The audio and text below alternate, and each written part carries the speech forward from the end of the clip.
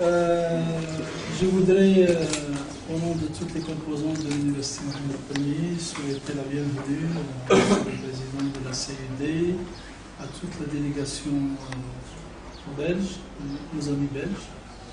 Nous avons aujourd'hui une séance sympathique d'ouverture où nous avons exprimé un petit peu toute notre gratitude et nos remerciements pour tout ce qui a été fait durant cette presque une décennie. Et le hasard a voulu que le lancement de cette coopération maroco-belge a coïncidé avec le lancement d'une belle initiative royale de développement de la région orientale, c'était en 2010. Et donc cette coopération est allée en parallèle avec tout ce qui se fait, tout ce qui se prépare au niveau de notre région. Je voudrais aussi saisir l'occasion pour remercier tous les collègues, que ce soit les collègues belges ou les collègues marocains, qui ont contribué d'une façon ou d'une autre tout d'abord à l'initiation de cette coopération. Je pense au professeur Belhadi, ex-président de l'Université Mohamed I. Je pense aussi au professeur Farissi, ex-président de l'Université Mohamed I. Et puis bien évidemment tous nos collègues belges qui ont tout d'abord cru à cette collaboration, qui ont fait confiance à cette collaboration, et la preuve, c'est que nous allons bientôt terminer le cap d'une décennie, d'une riche coopération. Bien évidemment, cette coopération maroco-belge au niveau universitaire, elle est beaucoup plus ancienne. Et moi, je me rappelle, j'étais étudiant à l'école Mohammedia des ingénieurs au début des années 70, et le seul centre de calcul qu'on avait à l'école Mohammedia, qui est l'école pionnière au niveau de l'ingénierie, c'était un don du roi Baudouin pour feu Sa Majesté Mohamed V. Donc vous dire un petit peu l'enracinement. Et puis bon, par la même occasion, j'ai eu pratiquement au niveau de ma formation, la participation de professeurs éminents, notamment de Liège, dans le domaine de l'ingénierie, et par la même occasion, on retrouve des coopérations similaires au niveau d'autres institutions, que ce soit dans le domaine des sciences humaines et sociales, que ce soit dans le domaine médical.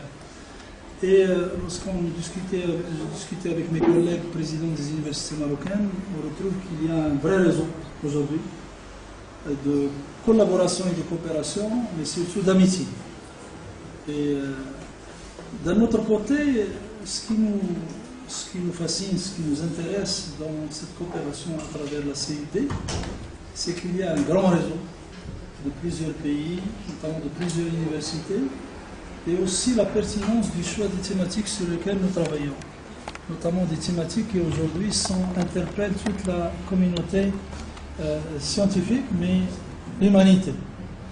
Je pense aux problématiques, comme j'ai dit ce matin, de l'eau et l'environnement, les problématiques de l'énergie, tout son impact, les problématiques de tout ce qui touche l'agriculture pour des pays comme le nôtre, et bien sûr, sans oublier l'aspect santé, sans oublier bien sûr la valorisation des richesses et la sauvegarde des richesses, le littoral, tout ce qui est plantes médicinales, tout ce qui est, bien sûr, pour nos institutions, la gouvernance universitaire.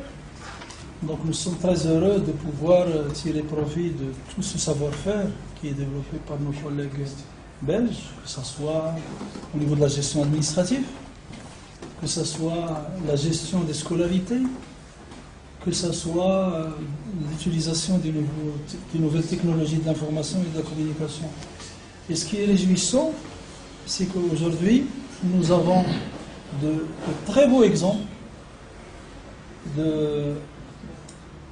au niveau de cette coopération, et ces exemples sont aujourd'hui utilisés par les universités marocaines. Je donne un seul exemple parce que je ne veux pas être très long. au niveau de mon intervention. Je prends par exemple le CIO, le Centre d'insertion et d'orientation de la vie des étudiants.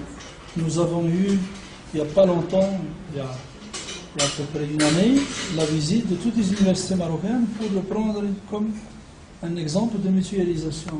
Il y a aussi le centre, le COST, qui est très important au niveau de toute la problématique de l'eau.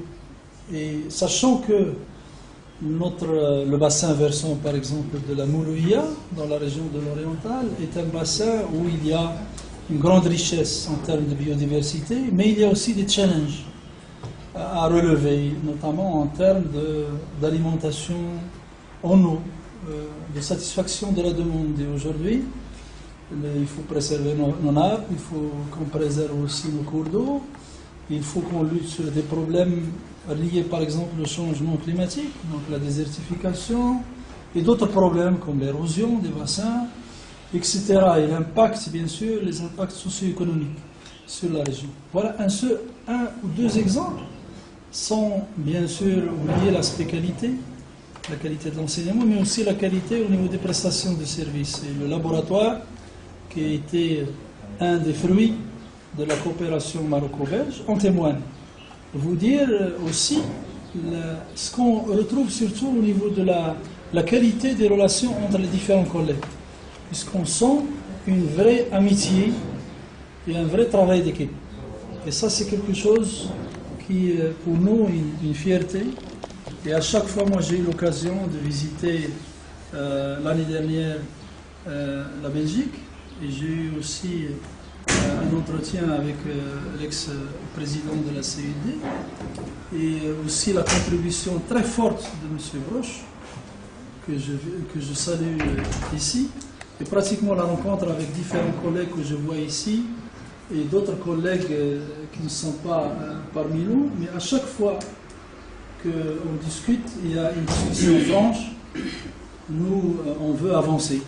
Donc il y a des choses qu'on a réussies, mais il y a des choses qu'on a moins réussies. Et notre souci, c'est qu'on s'améliore, qu'on continue, mais aussi qu'on puisse aussi dessiner et définir d'autres axes qui pourraient, sur lesquels je suis sûr que nos collègues belges pourraient nous apporter un soutien et une expertise très importante. J'ai donné ce matin l'exemple de la santé, puisque nous sommes dans la faculté, et ça c'est un signal qu'on veut donner au niveau de la CUD, puisque c'est une jeune faculté où on a un corps enseignant qui est très jeune, mais qui est très dynamique. Donc il en veut.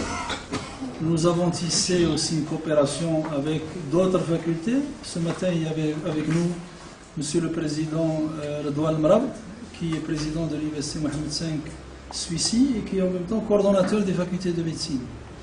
Et l'actuel doyen de la faculté de médecine est chef de service au CHU de Rabat. Donc pour vous dire cette synergie, donc, nous espérons qu'avec très bientôt la mise en place du CHU qui est en cours d'achèvement de travaux, une thématique comme celle-là pourra avancer sans oublier les autres. Et notre souhait aussi, c'est que, à travers peut-être l'Université Mohamed Ier, qu'on puisse quelque part préparer une plateforme orientée aussi vers le sud-sud. C'est pourquoi nous avons mis en place, ça va se déployer très bientôt à la Technopole, et on sera ravis de vous faire visiter la Technopole, un complexe universitaire technologique dans lequel nous allons mettre en place une plateforme, un hub de formation continue. Et d'ailleurs, il n'y a pas longtemps, le Centre régional africain de technologie, qui est une institution intergouvernementale agréée par les Nations Unies, mais qui est aussi épaulée par la communauté africaine, et où siègent 31 pays africains. Ils ont choisi Oujda, l'Université Mohamed Ier, pour mettre en place une antenne du Centre régional africain de technologie. Et nous avons décidé d'ailleurs de mettre en place une structure commune, notamment orientée vers tout ce qui touche les projets au développement sur les thématiques prioritaires. Nous voudrions remercier aussi l'ambassade de France et à travers elle de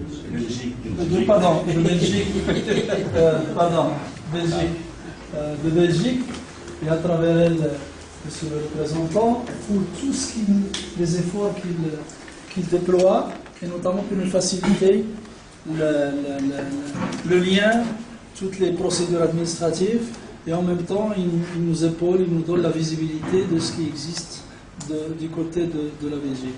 Donc, excusez-moi, j'étais long, mais je voulais encore une fois vous remercier vivement, vous souhaiter la bienvenue, vous êtes chez vous, et aussi on regrette ce petit aléa lié probablement au climat aussi, et à la logistique et à la conjoncture actuelle.